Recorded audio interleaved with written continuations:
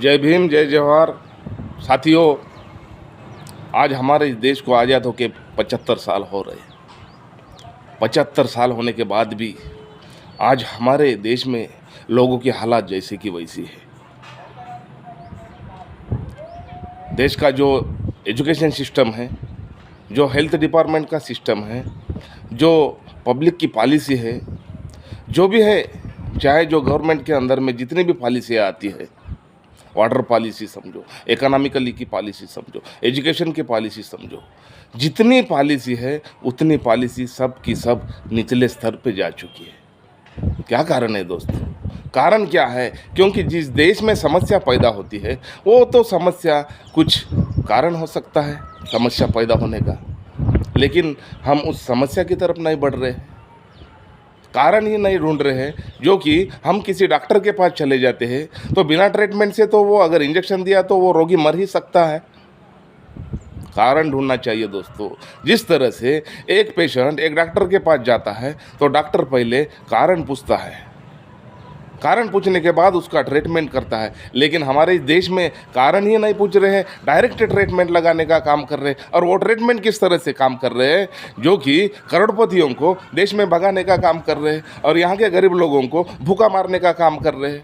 इसीलिए साथियों, हमारे इस देश में इतनी समस्या पैदा हो रही है।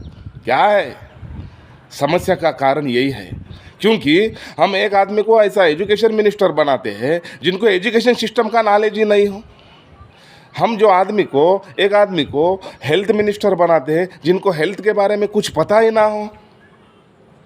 हम ऐसे एक आदमी को एमपी बनाते हैं, मेंबर ऑफ पार्लियामेंट, जिनको पार्लियामेंट में कुछ बात ही नहीं करना आते हो। हम ऐसे लोगों को एमएलए बनाते हैं जिनको असेंबली में बात कुछ ही नहीं आता है। अरे 4 लाख से लेके 6 लाख लोगों तक एक एमएलए के पीछे वोटर्स रहते हैं। वो वोटर्स का कुछ रिप्रेजेंटेशन करने के लिए उनको असेंबली में भेजते हैं, लेकिन वो कुछ बात ही नहीं कर पाता।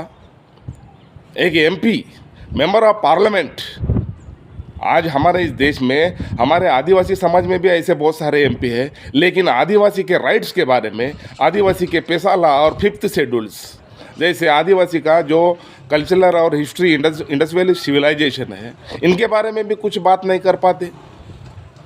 इसलिए साथियों, आज हमारा जितना देश है वो देश पूरा का पूरा निचले स्तर पे जा चुका है।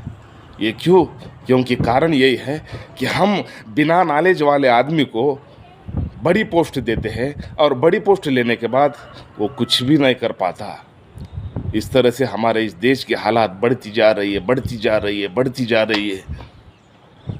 साथियों, बाबा साहब आम्बेडकर, डॉक्टर भीमराव आम्बेडकर ने आज हमें ये संविधान दिया है। हम संविधान कभी पढ़ते ही नहीं है। संविधान के 1 से लेके जितने 395 जितने पूरे के पूरे जो आर्टिकल्स हैं, वो आर्टिकल्स में बहुत कुछ लिखा है दोस्तों। सभी को इक्वलिटी, लिबर्टी, फ्रेटर्निटी और जस्टिस, स्वतंत्र, समता, बंधुता और न्याय के आधार पर इस भारत देश का जो संविधान बना हुआ है, संविधान में सभी लोगों को समान अधिकार होना चाहिए। हम कभी संविधान ही पढ़ते नहीं है, और जो लोग पार्टी में जाते हैं वो लोग भी कभी संविधान को देखते ही नहीं है।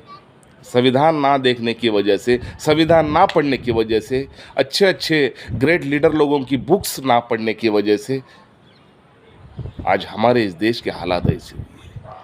5 साल में एक नेता चुन के आता है, 5 साल में सब कुछ जनता को ही लूट लेता है।